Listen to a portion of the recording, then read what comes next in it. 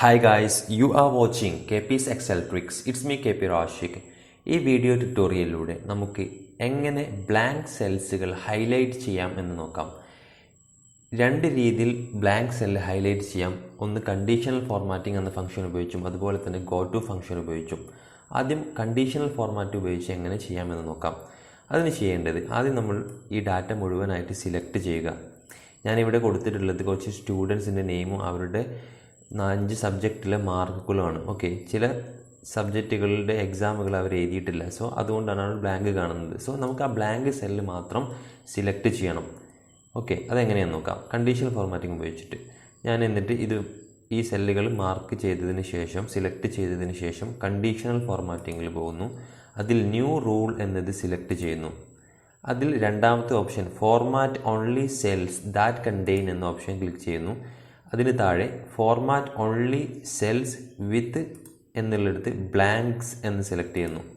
അതിനുശേഷം ഞാനൊരു കളർ കൊടുക്കാൻ ഉദ്ദേശിക്കുന്നു. അഥവാ എനിക്ക് ഈ ബ്ലാങ്ക് കോളങ്ങളിലെല്ലാം ഒരു കളർ വരണം. സോ ഞാൻ ഫോർമാറ്റിൽ പോകുന്നു.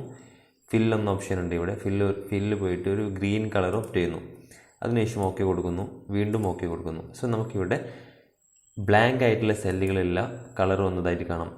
കണ്ടീഷണൽ ഫോർമാറ്റിങ്ങിൻ്റെ പ്രയോജനം എന്തെന്ന് വെച്ചാൽ ഫോർ എക്സാമ്പിൾ ബാബു എന്ന വ്യക്തി സ്റ്റുഡൻറ്റ് അക്കൗണ്ടൻസി എക്സാം എഴുതിയിട്ടുണ്ടായിരുന്നു. പക്ഷേ ടീച്ചർ മാർക്ക് എൻ്റർ ചെയ്തപ്പോൾ അത് വന്നിട്ടില്ലായിരുന്നു, അല്ലെങ്കിൽ മാർക്ക് എൻ്റർ ചെയ്യാൻ വിട്ടതായിരുന്നു. സോ ഞാനിവിടെ മാർക്ക് എൻ്റർ ചെയ്താൽ ആ കളർ അവിടെ നിന്ന് പോകും. ഓക്കെ, അതുപോലെ തന്നെ ഫോർ എക്സാമ്പിൾ പറയുന്നത് ഇംഗ്ലീഷ് എന്ന സബ്ജക്റ്റിൽ അഷ്മിൽ എന്ന സ്റ്റുഡൻറ്റ് ആക്ച്വലി എക്സാം എഴുതിയിട്ടില്ലായിരുന്നു.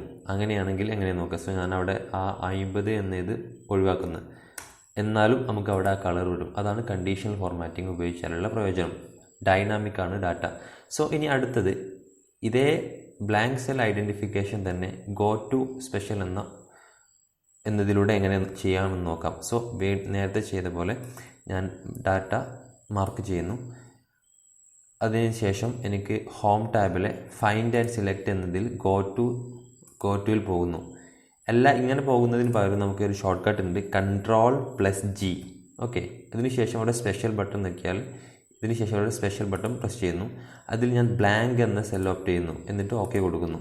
ഓക്കെ, നമുക്കിവിടെ ബ്ലാങ്ക് സെല്ല് വന്നിട്ടുണ്ട്. ഞാനിവിടെ നേരത്തെ കളർ കൊടുത്തതിന് പകരം ഞാനിവിടെ ഫോർ എക്സാമ്പിൾ ഇപ്പം നോട്ട് അപ്പിയേർഡ്, എക്സാമിന് അവർ അപ്പിയർ ചെയ്തിട്ടില്ല എന്നത് ഞാനിവിടെ എൻ്റർ ചെയ്തതിന് ശേഷം വെറും എൻ്റർ അല്ല ചെയ്യുന്നത്, Ctrl+Enter ക്ലിക്ക് ചെയ്യുന്നു. സോ നമുക്കിവിടെ കാണാൻ പറ്റും എല്ലാ കോളങ്ങളിലും അവർ എക്സാം എഴുതിയിട്ടില്ല എന്നുള്ള റിസൾട്ട് വന്നിട്ടുണ്ട്.